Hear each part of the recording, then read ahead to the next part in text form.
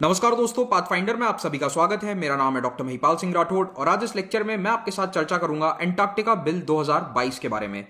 भारतीय संसद के मॉनसून सत्र में पास होने वाला ये पहला बिल है जो दोनों सदनों से पास हो चुका है और ये अब कानून बन जाएगा। राष्ट्रपति की मोहर लग जाएगी इस पर कुछ दिनों में।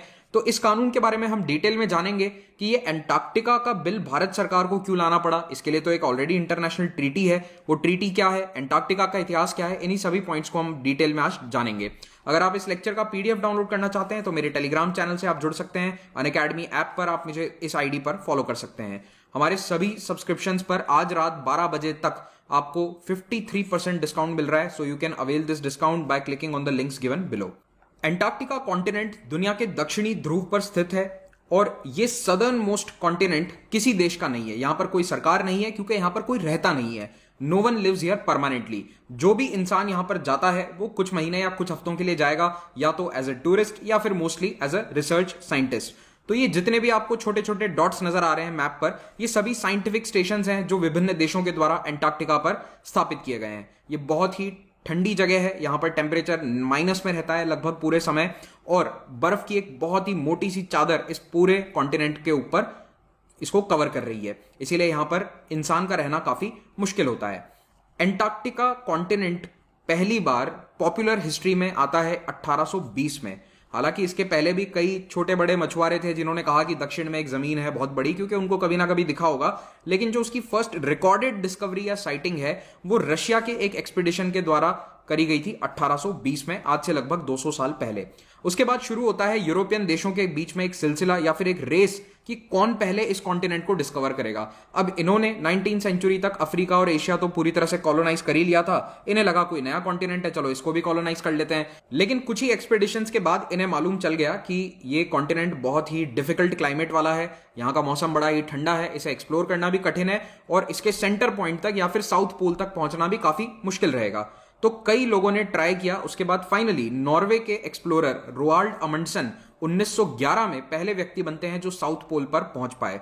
इनकी और ब्रिटिश एक्सप्लोरर स्कॉट की एक रेस सी लगी थी और इसकी कहानी बहुत ही लेजेंडरी है क्योंकि स्कॉट इनसे बस कुछ ही दिन बाद साउथ पोल पर पहुंचते हैं। दोनों को लगा कि हम सबसे पहले पहुंचे हैं। बाद में साबित हुआ कि Amundsen was the first one to reach here और स्कॉट का जो एक्सपेडिशन है वो वापस जिंदा नहीं लौट पाया था। He was a legendary explorer, this person called Scott. इनके बारे में आप कभी जरूर पढ़िएगा। साउथ पोल एक्सप्लोर होने के समय तक एंटार्क्टिका कॉन्टिनेंट की बाउंड्री भी लगभग पता चल चुकी थी, इसका मैप बन चुका था और उसी के साथ शुरू होता है यूरोपियन देशों का इस पर दावा। तो सबसे पहला क्लेम ऑफ कोर्स ब्रिटिश ने किया। दुनिया में जमीन जहां दिखेगी वहां ब्रिटिश अपना दावा ठोक देते थे 19वीं सदी में। तो ऐसा ही इन्होंने यहां 1908 में किया। इनका कहना था कि फॉकलैंड आइलैंड्स पर क्योंकि हमारा कंट्रोल है इसीलिए एंटार्क्टिका पर भी हमारा कंट्रोल हो जाएगा और हाँ, आसपास के जितने भी दूसरे आइलैंड्स हैं ये भी सारे हमारे हैं। तो इस तरह से इनका क्लेम लगातार बढ़ता जाता है अगले 40 सालों तक। लेकिन यूके ने जब क्लेम किया तो दूसरे देश भी पीछे नहीं रहे। 1924 तक फ्रांस ने भी अपना क्लेम कर दिया, नॉर्वे, फिर नाजी जर्मनी, इन सब का क्लेम आता है। एक्चुअली ये सभी देश अपने एक्सपेडिशन भेजते थे, अपनी तरफ से यहां पर लोगों को भेजते थे साइंटिफिक एक्सप्लोरेशन के लिए और फिर वहां पर टेरिटोरियल क्लेम कर रहे हैं, कह रहे हैं कि कोई रहता नहीं है, लेकिन क्योंकि हमारे लोग यहां सबसे पहले पहुंचे, फ्रेंच लोग यहां पहले पहुंचे, तो ये इलाका फ्रेंच का हो गया। इसी तरह से कई देश इस लिस्ट में जुड़ते जाते हैं। वर्ल्ड वॉर 2 के समय यह सिलसिला थोड़ा थम जाता है, लेकिन वर्ल्ड वॉर 2 समाप्त होने के बाद जो ये लैटिन अमेरिकी देश हैं ये कहने लगे कि देखो ज्योग्राफिकली तो हम सबसे नजदीक हैं, जैसे कि चिली, अर्जेंटीना, ये कह रहे थे कि देखो हम यहां नजदीक हैं तो इसीलिए हमारा क्लेम बनता है एंटार्क्टिका पर। लेकिन यूएसए को ये सब पसंद नहीं आया। तो यूएसए वर्ल्ड वॉर 2 के बाद काफी ताकतवर था और उसने अंजाम दिया अपना ऑपरेशन हाई जंप और एंटार्क्टिका का एक्सप्लोरेशन यूएस ने भी शुरू कर दिया, साइंटिफिक एक्सप्लोरेशंस। इसी समय ब्रिटेन और लैटिन अमेरिका के देशों के बीच में कई बार टकरार भी होती है, काफी बार इनके बीच में फ्रिक्शन होता है और दूसरी तरफ यूएसए और यूएसएसआर के बीच में भी एक तनातनी होती है कि आखिर एंटार्क्टिका पर क्लेम किसका है। 1950 में स्थिति और कॉम्प्लिकेट हो जाती है क्योंकि न्यूजीलैंड और ऑस्ट्रेलिया ने कहा कि देखो ज्योग्राफिकली तो हम भी काफी नजदीक हैं एंटार्क्टिका के, तो हम भी इस पर अपना दावा कर देते हैं। तो इस बहुपक्षीय विवाद को सुलझाने के लिए 1950s में ये सभी देश एक टेबल पर बैठते हैं और एंटार्क्टिक ट्रीटी साइन करते हैं 1959 में। This is very important, directly इस पर कई बार सवाल आ भी चुका है और भविष्य में भी यूपीएससी इस पर सवाल पूछेगी। 1959 में ट्रीटी साइन करी गई और 1961 से इसे लागू किया गया। अब याद रखिए कि यह शीत युद्ध का समय है, तो यह ट्रीटी काफी इंपॉर्टेंट है, एक माइलस्टोन के रूप में देखी जाती है क्योंकि पहली बार पश्चिमी देश which was led by USA और यूएसएसआर या सोवियत ब्लॉक, इनके बीच में हथियारों के नियंत्रण को लेकर कोई समझौता हुआ था। It was the first arms control agreement between the cold war parties, क्योंकि इन दोनों ने यह तय किया कि एंटार्क्टिका में किसी भी प्रकार के हथियार का परीक्षण नहीं किया जाएगा, कोई न्यूक्लियर टेस्ट नहीं होगा और यहां पर कोई भी वेपन सिस्टम्स स्थापित नहीं करेगा। तो ये ट्रीटी इसलिए भी हिस्टोरिक है क्योंकि कोल्ड वॉर के दौरान ये ट्रीटी साइन करी गई थी। मेन इसका मकसद क्या था कि एंटार्क्टिका को एक विश्व धरोहर के रूप में संजोया जाए। So it will be belonging to entire world, ये पूरी दुनिया का कॉन्टिनेंट होगा, किसी एक देश का कॉन्टिनेंट नहीं है। सबसे पहली बात तो इन्होंने ये डिसाइड करी और इसे साइंस के रिसर्च के लिए प्रिजर्व रखा जाएगा। यहां पर केवल साइंटिफिक रिसर्च होगा और कोई भी देश आकर यहां पर साइंटिफिक इन्वेस्टिगेशन कर सकता है। बस मिलिट्री आपको लेकर नहीं आनी है, कोई भी अपनी मिलिट्री को लाकर यहां पर मिलिट्री बेस या मिलिट्री स्टेशन बनाने की हरकत नहीं करेगा।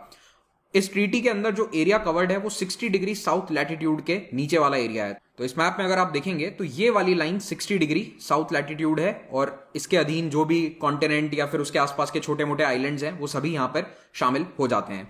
अब भारत 1959 में इस ट्रीटी में शामिल नहीं था। कारण, भारत चाहता था कि एंटार्क्टिका में माइनिंग का ऑप्शन खुला रखा जाए। तो भारत इस ट्रीटी के विरोध में था उस समय 1950s में। इंडियन गवर्नमेंट चाहती थी कि क्यों ना वहां पर माइनिंग करी जाए, जब दूसरे देशों में माइनिंग हो रही है तो एंटार्क्टिका में क्यों नहीं। लेकिन इसी विरोध के कारण भारत इस ट्रीटी में शामिल नहीं हो पाया। 1981 आते आते भारत को लगा कि हम कहीं पिछड़ ना जाएं, तो हम भी एंटार्क्टिका में अपना एक रिसर्च एक्सपेडिशन भेजते हैं।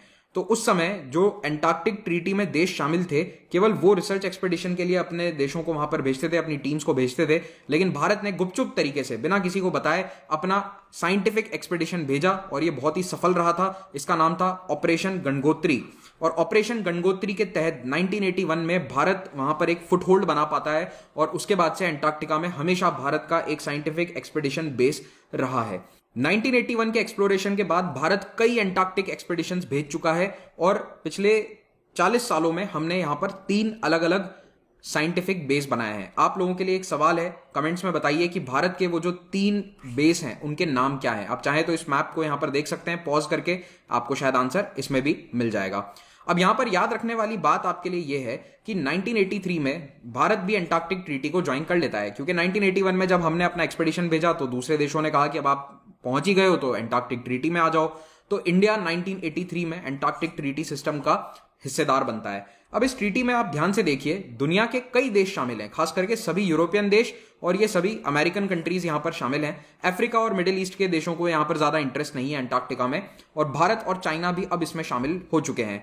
लेकिन कुछ देश ऐसे हैं जिनका आज भी टेरिटोरियल क्लेम है और उन्हें अलग से रिकॉग्नाइज किया जाता है। तो जितने भी ऑरेंज कलर में कंट्रीज नजर आ रहे हैं, Australia, New Zealand, Chile, Argentina, UK, France, Norway, ये वो देश हैं जिनका आज भी टेरिटोरियल क्लेम है। इन्होंने 1959 में भी कहा था कि मान लो भविष्य में 100-200 साल बाद कभी टेरिटरी बांटी जाती है तो हमारा सबसे पहला हक होगा। हालांकि ये रिकॉग्नाइज नहीं है, but still they are considered to be parties with a stake on the territory.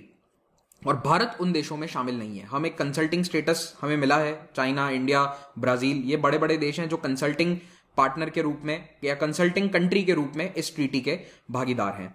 अब 54 कंट्रीज इसमें आज के समय शामिल हैं। नंबर इंपॉर्टेंट है, याद रखिएगा, जिनमें से 29 को यह अधिकार है कि वो वोट दे सकते हैं और इसमें भारत भी शामिल है। हम उन 29 देशों में शामिल हैं जो वोट देते हैं एंटार्क्टिक ट्रीटी के मीटिंग्स में। तो भारत के जो एक्सपेडिशंस हैं वो लगातार बढ़ते जा रहे हैं। हमारे बेसिस अब वहां पर परमानेंट हो चुके हैं। अब हमारे सामने सवाल यह आता है कि जब भारत 1983 से इस ट्रीटी में शामिल है तो अभी नया कानून बनाने की आवश्यकता क्यों पड़ी।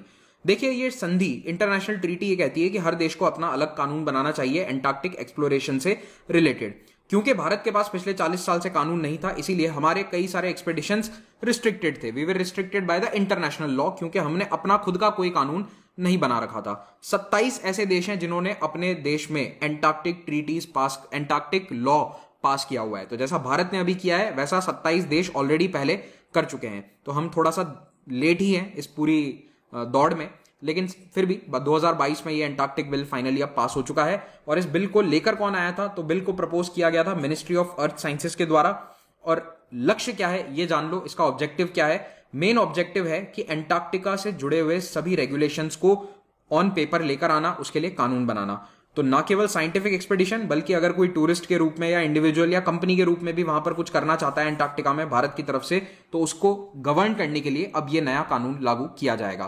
तो मिनिस्ट्री ऑफ अर्थ साइंसेस ने ये जरूरतें बताई थी कि हमें कानून बनाने की जरूरत क्यों है। नंबर 1, एंटार्क्टिका में एक्टिविटी लगातार बढ़ती जा रही है और जैसे जैसे ग्लोबल वार्मिंग बढ़ेगी, साइंटिफिक रिसर्च बढ़ता जाएगा, वहां पर बर्फ पिघलेगी और ज्यादा रिसर्च होगा, तो ऐसे में एंटार्क्टिका की इंपॉर्टेंस आने वाले सालों में भारत के लिए बढ़ेगी और इसीलिए हमें डोमेस्टिक प्रोटोकॉल्स की सख्त आवश्यकता है। सेकंड, अंतरराष्ट्रीय संधि तो हमने साइन कर ली 1983 में, लेकिन अपना डोमेस्टिक कानून नहीं बनाया और यह बहुत ही शर्मनाक स्थिति थी भारत के लिए पिछले 40 साल से कि हम बिना अपने लोकल कानून के, बिना अपने प्रोटोकॉल के इंटरनेशनल लॉ के अनुसार चल रहे थे या फिर दूसरों के प्रोटोकॉल्स को हम फॉलो करते थे।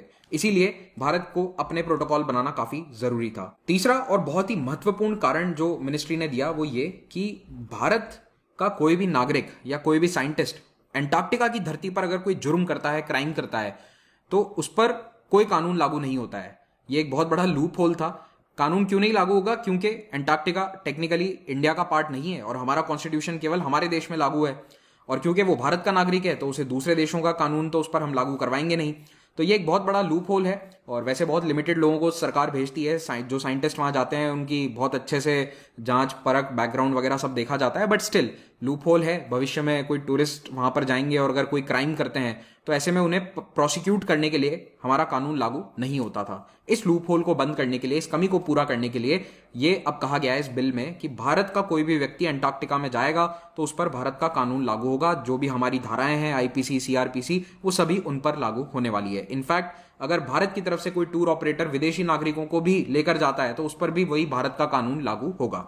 अभी तक इस तरह के क्राइम्स को रोकने का कोई तरीका नहीं था, खास करके क्राइम अगेंस्ट द एनवायरमेंट, ये ज्यादा जरूरी है। तो ये कानून पर्यावरण के खिलाफ होने वाले अपराधों को रोकने के लिए भारत सरकार को शक्तियां देता है, भारत की अदालतों को पावर देता है कि उन्हें सजा दी जा सके। इस कानून का अगला महत्वपूर्ण प्रावधान है परमिट सिस्टम।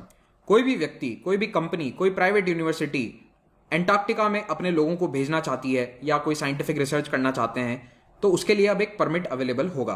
परमिट कौन देगा? एक कमिटी के द्वारा यह परमिट दिया जाएगा। मान लीजिए आपकी एक प्राइवेट यूनिवर्सिटी है, आप भी रिसर्च करना चाहते हैं, आप केवल सरकारी रिसर्च पर निर्भर नहीं रहना चाहते हैं, तो आप इस कमिटी में जाकर अप्लाई कीजिए, परमिट मिल जाएगा, आप एंटार्क्टिका जा सकते हैं।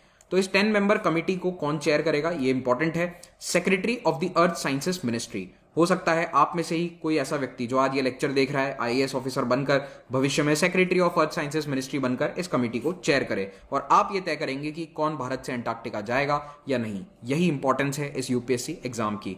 तो देखिए, चेयरपर्सन याद रखिएगा कि कौन रहने वाला है और अन्य जो 9 मेंबर्स हैं उनमें से कुछ members defence ministry, external affairs, finance ministries, यहां से नॉमिनेट किए जाएंगे। इन मंत्रालयों के सुझाव पर मेंबर्स को रखा जाएगा। एक मेंबर होगा national centre for polar and ocean research की तरफ से। कमेंट में मुझे बताइए कि ये कहां पर स्थित है, NCPOR कहां पर स्थित है भारत में, इसकी लोकेशन क्या है। फिर national security council secretariat and finally experts on Antarctica. तो एक्सपर्ट्स में प्रोफेसर्स हो सकते हैं, प्राइवेट रिसर्चर्स हो सकते हैं, ये भी इस कमेटी पर होंगे। परमिट मिलने के बाद एंटार्क्टिका पहुंचकर अगर आप इलीगल काम करते हैं, गलत गतिविधियों में संलिप्त पाए जाते हैं तो आपका परमिट रद्द भी किया जा सकता है। फिर बात करते हैं फिशिंग की। ये एक बहुत इंपॉर्टेंट एरिया है जहां पर भारत का कानून परमिशन देता है कि अब भारतीय कंपनीज या भारतीय मछुआरे एंटार्क्टिका में जाकर मछली पकड़ सकते हैं। एंटार्क्टिका के आसपास का जो समुद्र है वहां पर कमर्शियल फिशिंग हो सकती है। पहले ये अलाउड नहीं थी लेकिन दूसरे देश अलाउ करते थे, तो इसीलिए अब भारत ने भी अलाउ कर दिया है। हालांकि बहुत स्ट्रिक्ट है, बहुत ही रेगुलेटेड है। अगला इंपॉर्टेंट मुद्दा जो ये बिल डिस्कस करता है वो है टूरिज्म एक्टिविटी। आने वाले कुछ सालों में एंटार्क्टिका में टूरिज्म बढ़ने वाला है, ऑलरेडी काफी तेजी से बढ़ रहा है पिछले 10 सालों से। लेकिन भारत की तरफ से कोई टूर ऑपरेटर एंटार्क्टिका घुमाने नहीं ले जा सकता आपको। अगर आपको एंटार्क्टिका घूमने जाना है तो कुछ साउथ अमेरिकन टूर ऑपरेटर्स हैं, कुछ यूएस के टूर ऑपरेटर्स हैं, वो वहां पर जरूर आपको लेकर जाते हैं और उसके माध्यम से कुछ भारतीय लोग जरूर घूमने जाते हैं, लेकिन कोई भारतीय कंपनी अभी टूर ऑपरेट नहीं कर सकती। ये रिस्ट्रिक्शन अब हट जाएगा। Just like commercial fishing, tourism के लिए भी इंडियन ऑपरेटर्स वहां पर काम कर सकते हैं, लेकिन उनके लिए भी बहुत सारे स्ट्रिक्ट रेगुलेशंस रहेंगे। मोस्टली ये रेगुलेशंस क्या हैं? देखिए, मोस्टली रेगुलेशन सारे एनवायरमेंट प्रोटेक्शन से रिलेटेड हैं, वेस्ट मैनेजमेंट से रिलेटेड हैं। आप वहां के पर्यावरण को नुकसान नहीं पहुंचा सकते और ये नियम साइंटिफिक रिसर्चर्स के लिए भी लागू होंगे। तो इनकी डिटेल्ड गाइडलाइंस इस बिल में जारी करी गई है। अब हमने वो गतिविधियां तो देख ली जो अलाउ करी गई हैं, लेकिन कुछ गतिविधियां अभी भी अलाउड नहीं है, इलीगल होंगी। तो अनटिल एंड अनलेस आप किसी साइंटिफिक काम के लिए, साइंटिफिक रिसर्च के लिए परमिट लेकर नहीं गए हैं तो आप इन गतिविधियों को नहीं कर सकते। जैसे कि धरती में ड्रिलिंग, ड्रेजिंग या फिर मिनरल रिसोर्सेज के लिए कुछ सैंपल इकट्ठे करना, तो ये सभी काम आप सरकार की परमिशन के द्वारा तो कर सकते हैं, लेकिन वो केवल साइंटिफिक रिसर्च के लिए होगा। कमर्शियल माइनिंग ऑपरेशंस के लिए कोई प्राइवेट कंपनी जाकर वहां पर मिनरल रिसोर्सेज की जांच परख नहीं कर सकती। हाँ, अगर सरकार आपको भेजती है कुछ पर्टिकुलर काम से क्लाइमेट चेंज को एनालाइज करने के लिए, स्टडी करने के लिए, then it is okay. But otherwise आप कोई भी सैंपल कलेक्शन, कोई भी ड्रिलिंग गतिविधि, खुदाई कुछ नहीं कर सकते अंटार्कटिका में। ये अभी भी बैन है। Next important ban is on damage of native species. तो नेटिव प्लांट्स, वहां के जो लोकल प्लांट्स और लोकल स्पीशीज हैं, अंटार्कटिका में बहुत अलग अलग स्पीशीज हैं, जैसे कि पेंगुइन्स जो केवल वहां पर पाए जाते हैं, they are endemic to Antarctica. उनको वहां से हटाना या उन्हें डिस्टर्ब करना अलाउड नहीं होगा। आप पेंगुइन दिखाने के लिए टूरिस्ट को हेलीकॉप्टर लेकर गए हैं तो उसको एकदम पेंगुइन्स के ऊपर नहीं लेकर जाएंगे जिससे उन्हें परेशानी हो, और या फिर बंदूक लेकर उन पर फायर नहीं करा जा सकता। फायर आर्म्स यूज करना वहां पर बिल्कुल भी इलीगल होगा। उसके बाद अंटार्कटिका की मिट्टी, बर्फ या कोई भी वहां का बायोलॉजिकल मटेरियल निकाल कर लेकर आना, यह भी इलीगल होगा। और ऐसी कोई भी गतिविधि जिससे वहां के बर्ड्स एंड एनिमल्स को परेशानी हो, वहां के जानवरों को परेशानी हो, वो सभी गतिविधियां बैन होगी। एंड ऑफ कोर्स जानवरों को मारना अलाउड नहीं है, हथियार ले जाना अलाउड नहीं है। कोई भी ऐसी स्पीशीज जो वहां की लोकल नहीं है उसे अंटार्कटिका के इकोसिस्टम में लेकर जाना, ये एक बहुत बड़ा रिस्क होता है। दुनिया के कई देशों में ऐसी इन्वेजिव स्पीशीज आ चुकी हैं और ऐसी इन्वेजिव स्पीशीज अंटार्कटिका ना पहुंचे, इसके लिए ये रोकथाम जरूरी है। लेकिन अगर अंटार्कटिका के जानवरों पर रिसर्च करना है, मान लीजिए पेंगुइन्स पर कोई स्टडी करनी है, तो आप पेंगुइन्स को लेकर आ सकते हैं, लेकिन वो भी परमिट के बाद। आप ऐसे बिना परमिट के एज ए टूरिस्ट जाकर वहां पर पेंगुइन को उठाकर नहीं ला सकते, उनके अंडों को उठाकर नहीं ला सकते, ऐसा कुछ भी अलाउड नहीं होगा। और सेंट्रल गवर्नमेंट इसके लिए एक ऑफिसर भी अपॉइंट करेगी जो इस प्रकार की गतिविधियों को चेक करने के लिए वहां पर इंस्पेक्ट करेंगे। अगर आप इस तरह की गतिविधियों में संलिप्त पाए गए जो इलीगल है, तो उसके लिए क्या कानून जुर्म देता है, क्या सजा देता है, वो भी जान लेते हैं। पहली बात, अंटार्कटिका से संबंधित सभी अपराधों को ट्राई करने के लिए, प्रोसिक्यूट करने के लिए एक अलग अदालत बनाई जाएगी। There will be a separate designated court. और सजा क्या है आप देख सकते हैं, 1 से 2 साल की सजा, 10 से 50 लाख रुपए तक की पेनल्टी। और खास करके वहां की स्पीशीज यानी कि वहां के प्लांट्स और एनिमल्स को यहां लाने के लिए, एक्सट्रैक्ट करने के लिए जो मैक्सिमम सजा है वो 7 साल की सजा और 50 लाख का जुर्माना। It's a very strict punishment. तो ये पनिशमेंट्स जानबूझकर हाई रखी गई हैं। Dumping of nuclear waste, nuclear explosion, इसके लिए 20 साल तक की सजा है। तो इतनी सजा तो भारत में हत्या करने पर मिलती है, वो उसके बराबर सजा रखी गई है। And this is completely justified and necessary according to me. और यहां पर आप पनिशमेंट देखिए, 50 करोड़ तक का फाइन है अगर कोई कंपनी न्यूक्लियर वेस्ट को वहां पर डंप करती है। तो ये थी अंटार्कटिका बिल की डिटेल्स। अगर आपको ये लेक्चर अच्छा लगा तो कमेंट में इसका फीडबैक जरूर दीजिएगा। पीडीएफ आपको मेरे टेलीग्राम चैनल पर मिल जाएगा। अनअकैडमी के माध्यम से अगर आप यूपीएससी एग्जाम की तैयारी करना चाहते हैं तो देश के बेस्ट एजुकेटर्स यहां पर लाइव पढ़ाते हैं। हमारे सब्सक्रिप्शन के माध्यम से आप लाइव क्लासेस का बेनिफिट ले सकते हैं प्लेटफॉर्म पर। लाइव क्लासेस, गाइडेंस, नोट्स सब कुछ अवेलेबल है। और इसके लिए आपको कोर्स ज्वाइन करना होगा। और हमारे कोर्सेज पर अभी अप टू 53% डिस्काउंट चल रहा है, और ये स्पेशल डिस्काउंट आज रात 12 बजे तक आपको मिलेगा। इसके लिए लिंक नीचे पहले कमेंट में आपको मिल जाएगा, उस पर क्लिक करके आप ज्वाइन कर सकते हैं इस कोर्स को।